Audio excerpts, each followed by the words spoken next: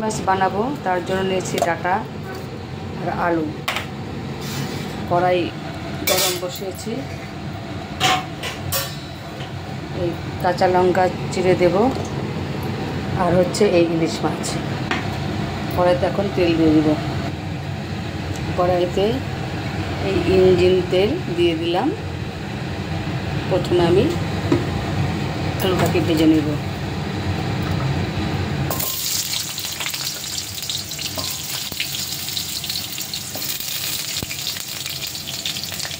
দিয়ে দিলাম নুন, আর এখন দিয়ে দেব হলুদ দেব।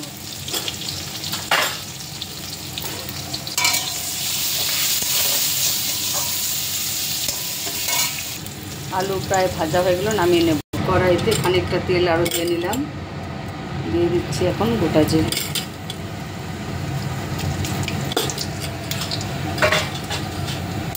জিরে ফোড়ন এসে গেছে, দিয়ে দিলাম মশলাগুলো। জিরে গুঁড়ো, হলুদ, লঙ্কার গুঁড়ো আর কাঁচা লঙ্কা ফেলে রেখেছিলাম, কাঁচা লঙ্কা দিয়ে দিলাম। দিয়ে দেবো ডাটাগুলো, দিয়ে দেবো নুন,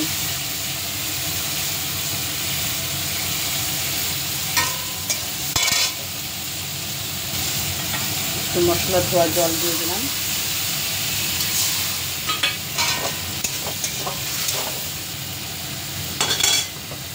তার মধ্যে ছেড়ে দিলাম আলু আর ঢাকনা দিয়ে দিলাম।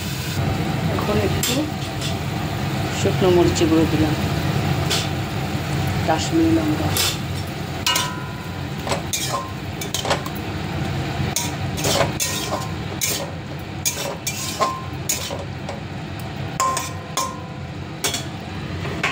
আর ঢেকে দেব।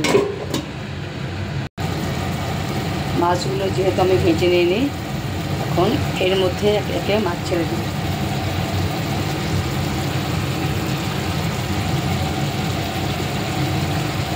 তিন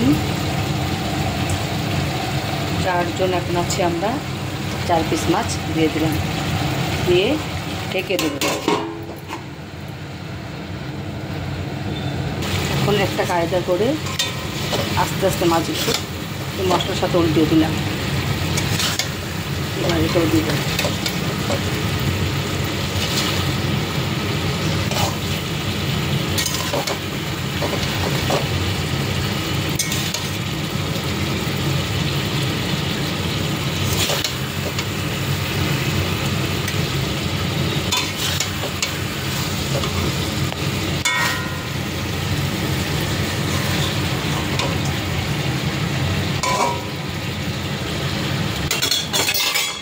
দুবার ঢাকনা দিয়ে দিব। দেখে নেই মাছটা কেমন হলো।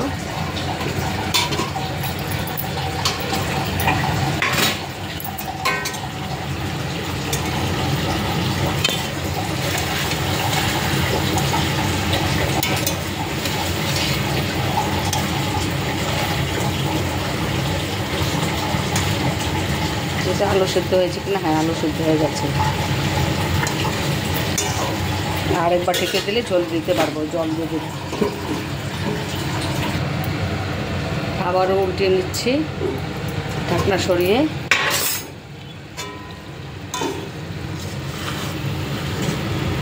হ্যাঁ, এবার প্রায় হয়ে গেছে, জল দিতে পারবো।